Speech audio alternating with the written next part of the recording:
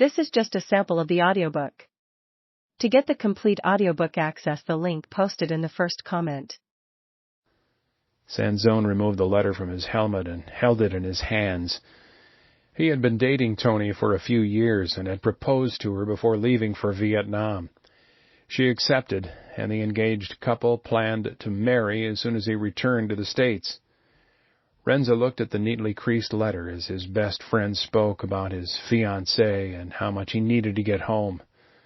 Outwardly, Renza projected confidence, each word a cheerful reminder that all would be well.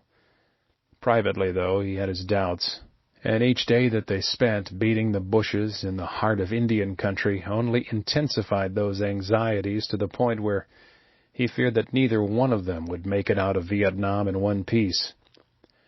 Renza and Sanzone were still talking when a flinch-inducing shout interrupted their conversation.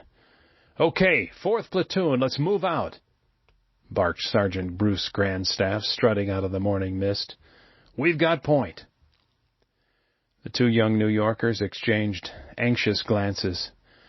"I'll see you later," Sanzone murmured. Renza nodded and turned away. By mid-morning, B Company had been moving on foot for over an hour. The route traveled had taken the company through thick tropical rainforest, across a sparsely vegetated stretch of gently rolling hills and easily traversed valleys, and then back into dense jungle. Bands of brilliant sunlight nudged through the overhead canopy, and as the sun moved higher in the sky, the heat and humidity in which the troops were plodding bordered on the unbearable. Advancing cautiously on an azimuth of 350 degrees, the company observed a lone North Vietnamese soldier at approximately 10:40 a.m. Clothed in a khaki uniform, the enemy soldier was armed, yet when fired upon, fled north along a high-speed trail. A sweep of the area was then conducted, after which the company continued moving north in a column formation, led by the 4th Platoon on the left, and the 2nd Platoon, commanded by First Lieutenant Larry Rodabaugh, on the right. The 1st Platoon fell in behind the 2nd, while the 3rd Platoon brought up the left rear behind the 4th. Lieutenant Rodabaugh trudged along through the tangled undergrowth in silence, a keen and conscientious 25-year-old platoon leader from Indianapolis, Indiana. Rodabaugh had attended Butler University and later the University of Southern Illinois, before landing in Nyack, New York.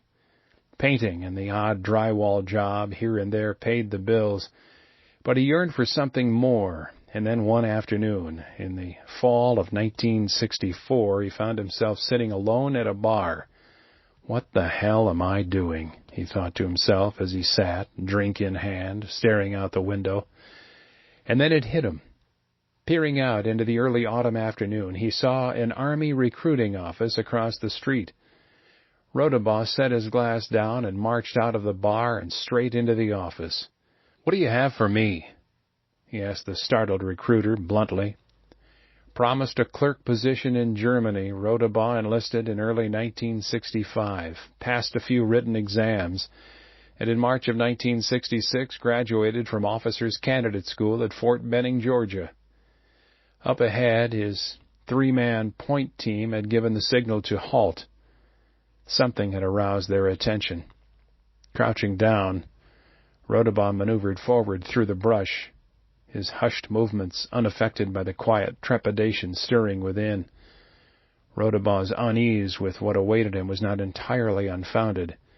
He knew that the company was dangerously close to the Cambodian border, and he suspected that if the NVA wanted to fight, they would do so somewhere near it.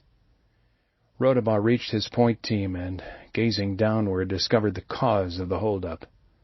Scanning the jungle floor with his eyes, Rodabaugh traced what appeared to be a trail running perpendicular to B Company's northerly axis of advance.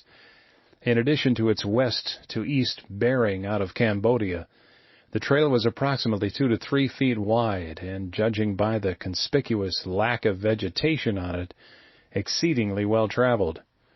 "Well, this sure as shit can't be good," Rodabaugh thought to himself as he motioned for his remaining squads to move online and take up positions parallel to the trail.